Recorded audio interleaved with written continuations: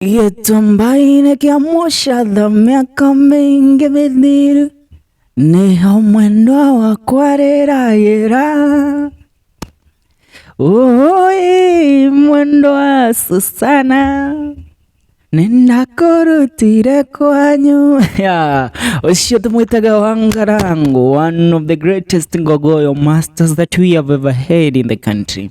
Na kwa sasa taifa la Kenya kwa sasa limeweza kupokea taarifa za kuhuzunisha kuhusiana na mwimbaji huyu, mmoja kati ya waimbaji wakongwe sana katika jamii hii na karne hii tuliopo kwa sasa, kati ya the surviving legends, so ikija katika uimbaji wa nyimbo za Mugithi, ambao ni Mugithi wa kitambo uliotambulikana kama Ngogoyo.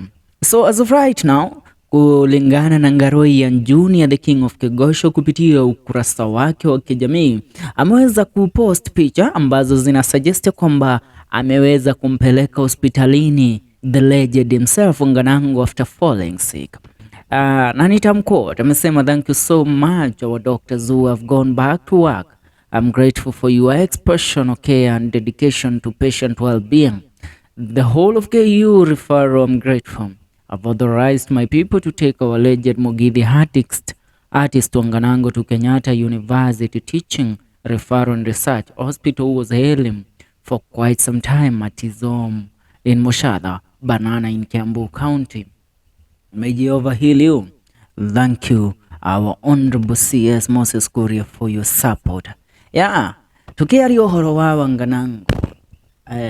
Sincerely, when we speak about this man, we are speaking about a legend. That is something we must give to Wanganango, remembering that only a few legends that we have left in the Mugithi industry, those people who used to rock our radios, our TVs back in them days, man.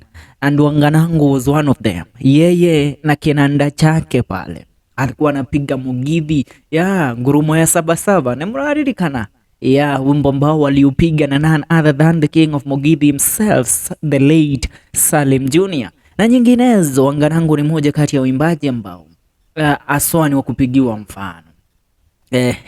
Kati ya nyimbo ambazo ameimba Wanganango ni ikiwemo Mwendo wa Luse, kati tu ya zile chache ambazo zinatambulikana na wengi, because Wanganango has had a lot of hits. Mwendo wa Taririkana,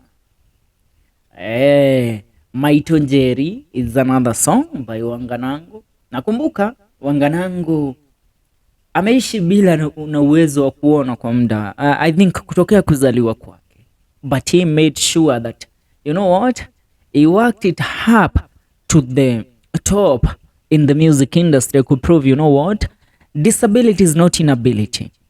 Na tunaweza kumwombea kwa sasa, tuungane kwa pamoja katika kumwombea na kumwomba Mwenyezi Mungu amlinde Wanganango, ampe afya njema na aweze kumponya katika wakati huu mgumu ambapo afya yake si nzuri. Kulingana na Ngaroian Junior, anadai ya kwamba Wanganango aliweza kukimbishwa hospitalini katika hifadhi katika hospitali ya KU Hospital, ambapo alienda kupokea matibabu, and it seems that ukiangalia katika picha zile utagundua Wanganango amewezwa sana. You know, the Wanganango we know from back in the days, mzee alikuwa na nguvu, na ni mzee ambaye amekuwa na uwezo wa kutembea aswa. Nikikumbuka mwaka uliopita, ni mwaka uliopita hasa, samahani, it was in the beginning of this year, ambapo Wanganango had an event ilikuwepo kule Banana Moshadha, ambapo a lot of people showed up including the CS.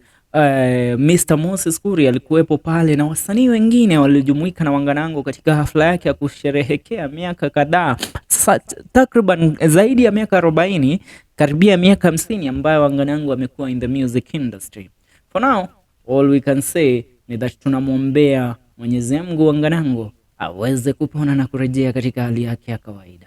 We pray for you and we are hoping that you will get back to your feet, legend. You are great na umefanya makubwa katika entertainment industry. We give that hand to you, our dear legend, Mr. Wanganango.